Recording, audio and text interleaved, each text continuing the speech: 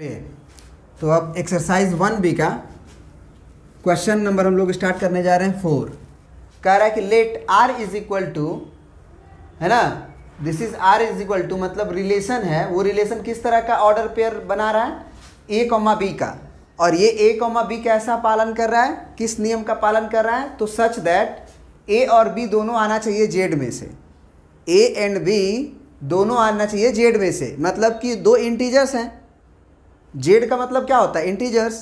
तो a भी integer है, b भी इंटीजर है, और वो ऐसे लिखे गए हैं कि ये दोनों इंटीजर ही हो रहे हैं, और साथ साथ अगर a में से b घटा रहे हैं तो वो डिविजिबल हो जा रहे हैं 5 से।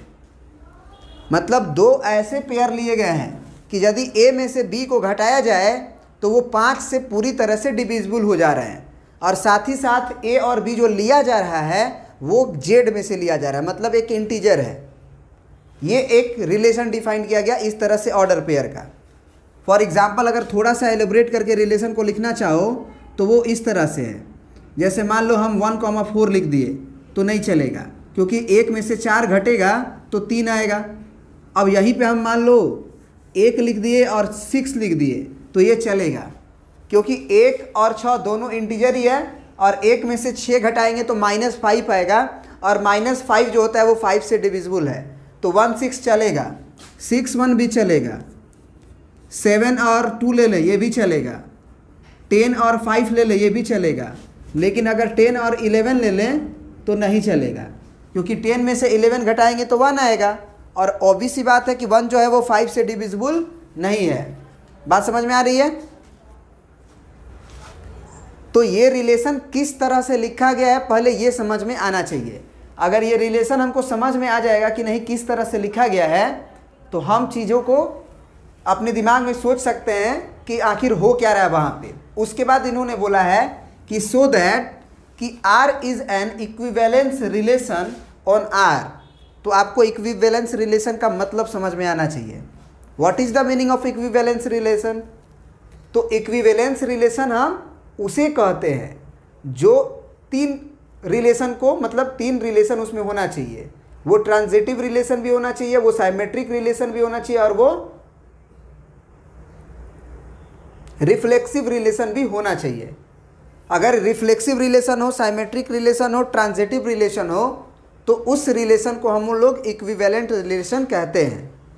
तो अब जो है ट्रांजिटिव, पहले तो रिफ्लेक्सिव देख लेते हैं। रिफ्लेक्सिव है कि नहीं, फिर साइमेट्रिक है कि नहीं, और फिर आता है ट्रांजिटिव। तो सब का डेफिनेशन और दिमाग में कहानी चलना चाहिए। रिफ्लेक्सिव का मतलब ये होता है कि जो भी जिसके अलोंग ये रिलेशन लिखा गया है, जिस चीज़ से रिलेशन लिखा गया है, तो ये रिलेशन ऑन जेड क्या लिखा गया है, सॉरी ये रिलेशन ऑन जेड है, ये आर नहीं, रिलेशन ऑन जेड लिखा गया था। So that the R is a equivalence relation on Z. तो जेड में अगर रिलेशन लिखा गया है तो जेड किस चीज़ का सेट होता है, सारे इंटीजर्स का, dot dot dot -3 -2 -1 0 1 2 3 dot dot dot. तो ये बोलता है रिफ्लेक्सिव कि अगर जेड के अंदर ये सारे इंटीजर्स अगर हैं, जितने भी नंबर्स हैं, उसका हर एक पेयर मिलना चाहिए खुद का खुद के साथ। मतलब रिलेशन में 1 1 आएगा, रिलेशन में -1 -2 -2 आएगा, रिलेशन में -3 -3 आएगा। मतलब ये कह सकते हो कि रिलेशन में a, आएगा for all a belonging to z। बात समझ गए कि नहीं? जितना भी z है वो a करके आना चाहिए। तो निश्चित रूप से ये होगा रिफ्लेक्सिव। काहे कि अगर खुद का इंटीजर लोगे, a लोगे, और दोनों इंटीजर है तो वो घट के 0 आएगा, और जो रिलेशन लिखा गया है वो होना चाहिए a - b is divisible by 5। तो अगर मान लो जो भी नंबर लेंगे अगर उसको उसी के साथ घटाएंगे तो 0 आएगा। अब 0 आएगा a - a, तो वो 5 से डिविजिबल है कि नहीं है? बोलो दिव्या। तो इसका मतलब रिफ्लेक्सिव है। अब आते हैं रिफ्लेक्सिव हो गया चेक, क्योंकि कोई भी इंटीजर लेंगे वो खुद का खुद से घटाएंगे तो 0 आ जाएगा और 0 5 से डिविजिबल है तो रिफ्लेक्सिव है। अब आते हैं साइमेट्रिक पे। तो साइमेट्रिक हम उसे कहते हैं यदि a, b अगर r में आ रहा है, अगर a, b r में आ रहा है तो b, a भी r में आना चाहिए, मतलब उस रिलेशन में आना चाहिए। तो कोई भी a, b लो, मतलब जो 5 से डिविजिबल है, जैसे कि हम 6 1 ले लिए, 1 6 ले लिए, तो अगर 1 6 ले लिए तो 1 में से 6 घटेगा तो 5 आएगा, वो 5 से डिविजिबल है, हम ये जानते हैं बात।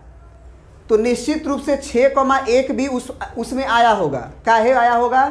क्योंकि a, b का वो सारा सेट लिखा गया है जिसको कि a में से b घटाने से वो 5 से डिविजिबल है। तो इस रिलेशन में वो बहुत छोटा चीज़ नहीं है, ये बस इतना ही नहीं लिखा गया है, इसमें डॉट डॉट डॉट है। ये तो होगा नहीं वैसे, इसमें डॉट डॉट डॉट है, बहुत सारा है, मतलब कोई छोड़ना नहीं है। जितना भी a माइनस बी और b माइनस ए करने से 5 से डिविजिबल हो जाए, मतलब a में से b घटाने से 5 से डिविजिबल हो जाए, वो सारा का सारा इस रिलेशन में लिखा गया है।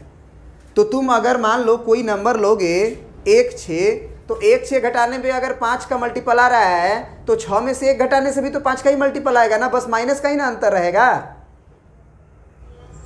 तो बस सिंपल सी बात है, लिख देंगे कि a, b belongs to r, then b, a is also belongs to r, है ना। तो दिस इज साइमेट्रिक रिलेशन, तो ये भी बोल देंगे कि दिस इज साइमेट्रिक रिलेशन। अब ट्रांजिटिव पे आते हैं। ट्रांजिटिव में क्या होगा कि अगर 1, 6 लाई कर रहा है और 6, मान लो 6 और ले लिया और 11 ले लिए, तो 6 11 लेंगे तो क्या होगा, सोच के देखो। 11 में से 6 गया तो 5, ये हो गया, मतलब 6 में से 11 गया तो -5, 1 में से 6 गया -5, ये दोनों 5 से डिविजिबल है। 1 6 है और 6 11 है, तो 1 11 भी इसमें आया होगा। तो तुम देख लो, 1 11 अगर लोगे तो 10 ही ना आएगा घट के, चाहे -10 आएगा। तो वो भी तो ये जो रिलेशन लिखा गया उसमें वो सारा चीज़ लिखा गया है जो a में से b घटाने पे 5 से डिविजिबल हो रहा है। तो तुम ऐसे सोचो ना कि अगर कोई नंबर ले रहे हैं 2 गो, वो 5 से डिविजिबल है, अगला 2 नंबर ले रहे हैं जो पहला इसके दूसरे से एसोसिएट था और तीसरा था, वो भी 5 से डिविजिबल है, तो जो इसका पहला है और लास्ट है वो भी तो 5 से डिविजिबल होगा। कोई भी एग्जाम्पल उठा के देख सकते हो। तो इसी तरह से लिखोगे कि अगर a, b belongs to r हो रहा है, मतलब a माइनस बी जो है वो 5 से क्या हो जा रहा है, डिवाइड हो जा रहा है। और अगर b, c भी बिलोंग्स टू r है, यानी कि b माइनस सी भी अगर 5 से डिविजिबल है, तो अगर हम ये देखें, ध्यान से देखना, अगर हम ये देखें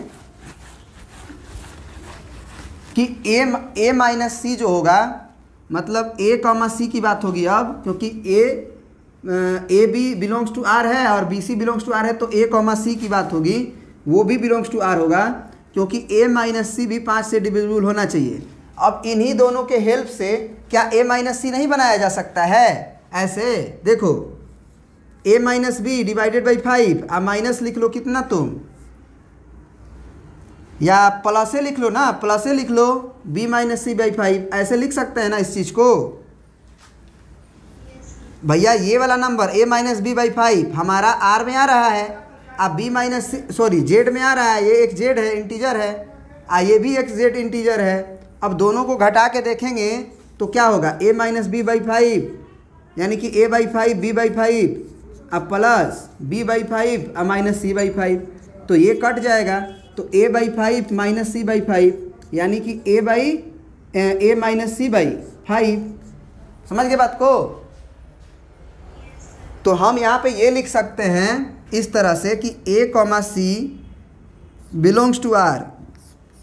बोलेगा कैसे लिख सकते हो? तो हम कहेंगे कि a माइनस बी है ना, a minus B divided by 5 अब plus b minus C divided by 5 belongs to j, मतलब r। और पहले से ये हमारा r में था, a माइनस बी बाई 5 वो r में था, उस रिलेशन में था, क्योंकि हम बोले थे ना कि a, b belongs to r, ये बात बोला गया था। उसी तरह से b माइनस सी बाई 5 भी आर में था, क्योंकि b कॉमा सी अगर आर में है तो मतलब b में से c घटा के 5 से डिवाइड करने पे वो इंटीजर आ रहा होगा, डिविजिबल हो जा रहा होगा। तो अगर ये दोनों आर में है तो इस दोनों का जोड़ तो आर में होगा ही ना। बात समझ में आ गई? तो बस ये सब छोटी छोटी बातें होती है जो खुद से सोचना पड़ता है। अब आते हैं नेक्स्ट क्वेश्चन तुम्हारा।